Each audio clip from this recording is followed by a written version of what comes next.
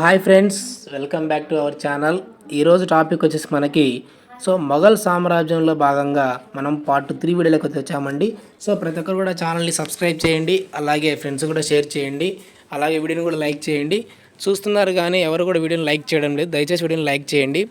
ఎందుకంటే ఈ వీడియో మరికొంతమందికి రీచ్ అవ్వడం కోసం మీ లైక్స్ ఎంతో ఇంపార్టెంట్ కాబట్టి ప్రతి ఒక్కరు వీడియోని లైక్ చేయండి, అలాగే ఫ్రెండ్స్ కూడా షేర్ చేయండి, మీ ఫ్రెండ్స్తో కూడా సబ్స్క్రైబ్ చేయించండి. ఓకేనా. ఇక్కడ టాపిక్లోకి వచ్చినట్లయితే ఇక్కడ ఔరంగజేబు ఆస్థానంలో చరిత్రకారులు మరియు వారి యొక్క రచనలు. ఓకేనా. ఔరంగజేబు యొక్క ఆస్థానంలో కొంతమంది చరిత్రకారులను డిస్కస్ చేద్దాం, అలాగే వారి యొక్క రచనలను కూడా చూద్దామండి. ఇక్కడ ఫస్ట్ వన్ వచ్చేసి ఈశ్వరిదాస్. ఓకేనా. ఈశ్వరిదాస్ చరిత్రకారుడు పతుహత్ ఏ అలంగీర్ అనేటువంటి రచన రచించడం జరిగింది. మహమ్మద్ కాజీమీ, ఇతను అలంగీర్ నామా. భీమ్సేన్ సుస్కా ఏ దిల్కుషా. కాఫీ ఖాన్ కితాబుల్ లుబాబ్.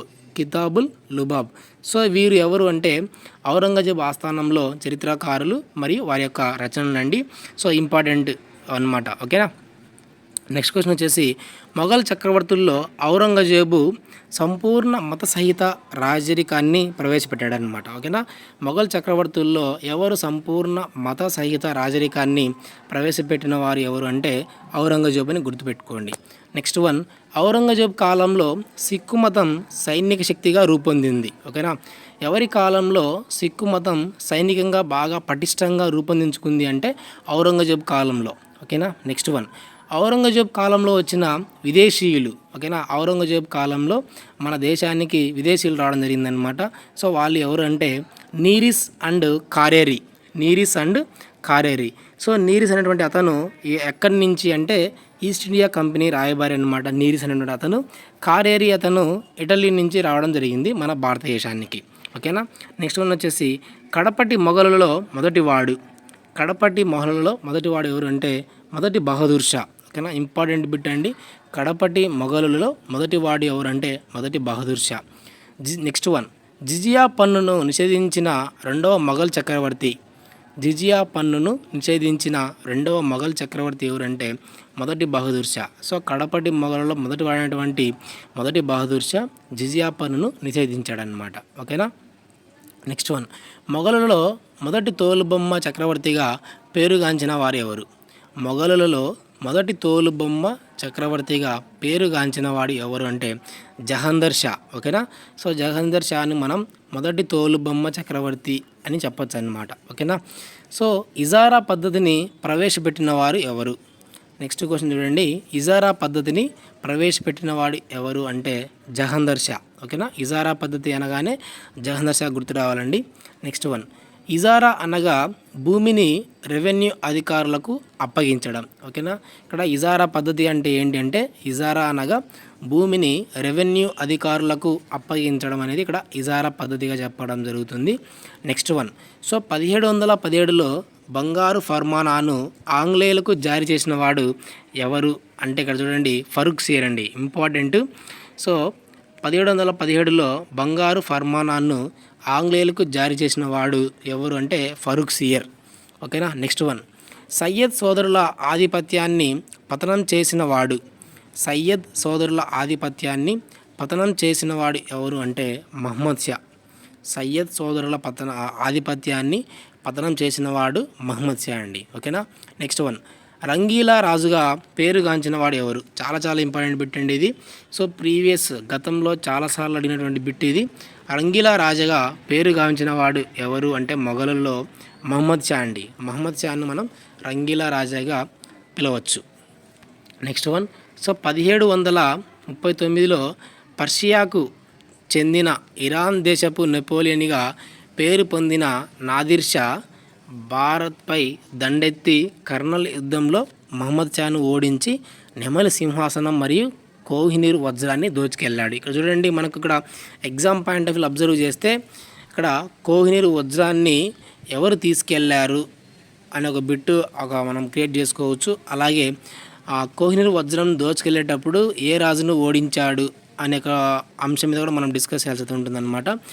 మహమ్మద్ షాన్ ఎవరిని ఓడించాడంటే మహమ్మద్ షాను ఓడించి కోహినూర్ వజ్రాన్ని తీసుకెళ్ళాడు. ఓకేనా. ఏ యుద్ధంలో అంటే కర్నల్ యుద్ధంలో మనకు కోహినూర్ వజ్రం తీసుకెళ్లడం జరిగింది. ఎవరిని ఓడించారు అంటే మహమ్మద్ షాను ఓడించారు. సో ఎవరు అంటే నెపోలియన్గా గుర్తింపు పొందిన నాదిర్ షా. ఓకేనా. సో నాదిర్ షా అనేటువంటి వ్యక్తి కర్నల్ యుద్ధంలో నెమ్మలి సింహాసనము అలాగే కోహినూర్ వజ్రాన్ని తీసుకెళ్ళాడనమాట. ఎవరిని ఓడించి? మహమ్మద్ షాను ఓడించి. ఓకేనా. నెక్స్ట్ వన్, నాదిర్ షా అసలు పేరు. నాదిర్ షా యొక్క అసలు పేరు వచ్చేసి నాదర్ కాలీ. ఓకేనా. ఇతని యొక్క అసలు పేరు నాదర్ కాలీ అండి. నెక్స్ట్ వన్, కడపటి మొఘలులో మహారాష్ట్రలకు శరణాగతుడైన పాలకుడు. కడపటి మొఘలులలో మహారాష్ట్రలకు శరణాగతుడైన పాలకుడు ఎవరంటే అహ్మద్ షా. ఓకేనా. నెక్స్ట్ వన్, మహమ్మద్ షా కాలంలో భారతదేశంపై దండయాత్ర చేసిన ఆఫ్ఘన్ రాజు. మహమ్మద్ షా కాలంలో భారతదేశంపై దండయాత్ర చేసిన ఆఫ్ఘన్ రాజు వచ్చేసి అహ్మద్ షా అబ్దాలీ. అహ్మద్ షా అబ్దాలీ. నెక్స్ట్ వన్ చూడండి, అహ్మద్ షా అబ్దాలీ యొక్క ప్రధాని ఎవరంటే సఫ్దర్ జంగ్. సఫ్దర్ జంగ్ ఇతని యొక్క ప్రధాని అండి. నెక్స్ట్ వన్ చూడండి, కడపటి మొఘల్ రాజులలో ఎక్కువ కాలం పరిపాలించిన రాజు. కడపటి మొఘల్ చక్రవర్తులలో ఎక్కువ కాలం పరిపాలించిన రాజు వచ్చేసి రెండవ షా ఆలం. ఎన్ని ఇయర్స్ అంటే దాదాపుగా 47 సంవత్సరాలు పాలించాడండి. ఇతను ఎక్కువ కాలం పరిపాలించిన కడపటి మొఘల్ చక్రవర్తిగా చెప్పవచ్చు. ఓకేనా. నెక్స్ట్ వన్, భరణం పొందిన మొదటి మొఘల్ చక్రవర్తి రెండవ షా ఆలం. పెన్షన్ ఆర్ భరణం పొందిన మొదటి మొఘల్ చక్రవర్తి ఎవరంటే రెండవ షా ఆలం. నెక్స్ట్ వన్ చూడండి, రెండవ షా ఆలం కాలంలో ముఖ్య యుద్ధాలు. రెండవ షా ఆలం కాలంలో ముఖ్య యుద్ధాలు వచ్చేసి చూడండి, మూడవ పానిపట్టు యుద్ధం, బక్సారి యుద్ధం, అలహాబాద్ సంధి.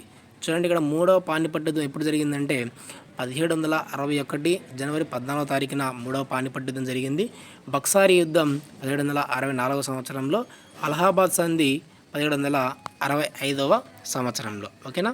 నెక్స్ట్ వన్ చూడండి, రాజా రామ్మోహన్ రాయ్కు రాజా అనే బిరుదును ప్రదానం చేసిన వారు ఎవరు? రాజా రామ్మోహన్ రాయ్కు రాజా అనేటువంటి బిరుదును ప్రదానం చేసిన వారు ఎవరు అంటే రెండవ అక్బర్ అండి. మోస్ట్ ఇంపార్టెంట్ బిట్ ఇది, రెండవ అక్బర్. ఓకేనా. నెక్స్ట్ వన్, రాజా రామ్మోహన్ రాయ్ తన పెన్షన్ కేసు విషయమై లండన్కు పంపినవాడు ఎవరు? ఓకేనా. సో రాజా రామ్మోహన్ రాయ్ తన పెన్షన్ కేసు విషయమై లండన్కు పంపినవాడు రెండవ అక్బర్ అండి. ఓకేనా. సో ఈ రెండవ అక్బరే రాజా రామ్మోహన్ రాయ్కి రాజా అనేటువంటి బిరుదుని ఇవ్వడం జరిగింది. ఓకేనా. నెక్స్ట్ వన్, సో మొఘల్ వంశంలో చిట్ట చివరివాడు ఎవరు అంటే రెండవ బహదూర్ షా అండి. ఓకేనా. మొఘల్ వంశంలో చిట్ట చివరివాడు రెండవ బహదూర్ షా. నెక్స్ట్ వన్, జాఫర్ అనే కలం పేరుతో దిరానీ ఈ జాఫర్ 4 సంపుటాలు రచించిన వాడు ఎవరు? చూడండి, జాఫర్ అనే కలం పేరుతో దిరానీ జాఫర్ అనే 4 సంపుటాలు రచించిన వాడు ఎవరు అంటే రెండవ బహదూర్ షా అండి. రెండవ Bahadur Shah. Next last one చూడండి, 1857 సిపాయిల తిరుగుబాటులో పాల్గొన్నాడనే కారణంగా బ్రిటిష్ వారు ఇతనిని ఖైదీ చేసి రంగూన్ జైలుకు పంపగా 1862లో రంగూన్ జైలులో మరణించడంతో పాటు మొఘలాయి వంశం అంతమైంది. ఓకే చూడండి ఇక్కడ, సో రెండవ బహదూర్ షాని సిపాయిల తిరుగుబాటు కారణంగా 1857 సిపాయిల తిరుగుబాటు కారణంగా అందులో పాల్గొన్నాడని అతన్ని రంగూన్ జైలుకి పంపించడం జరిగింది. అక్కడ రంగూన్ జైల్లో ఈ రెండవ బహదూర్ షా అతను సో 1862లో 1862 సంవత్సరంలో ఇతను మరణించడం జరిగిందనమాట. ఇది టోటల్గా మనకు పార్ట్ 3 వీడియోలో భాగంగా కొన్ని ఇంపార్టెంట్ బిట్స్ అండి. సో ప్రతి బిట్ కూడా మనకు exam point of view important కాబట్టి మనకు ప్రతి దాన్ని కూడా అబ్జర్వ్ చేస్తూ ఉంటుందన్నమాట. చాలా ఇంపార్టెంట్ బిట్స్. ప్రతి ఒక్కరు కూడా ఛానల్ని సబ్స్క్రైబ్ చేయండి, అలాగే ఫ్రెండ్స్ కూడా షేర్ చేయండి. ఈ పీడిఎఫ్స్ అన్నీ మీకు కావాలి అంటే మన వాట్సాప్ గ్రూప్ లింక్ అలాగే టెలిగ్రామ్ గ్రూప్ లింక్ డిస్క్రిప్షన్లో ఇవ్వడం జరిగింది. వాటిలో జాయిన్ అవ్వండి. Thank you for watching.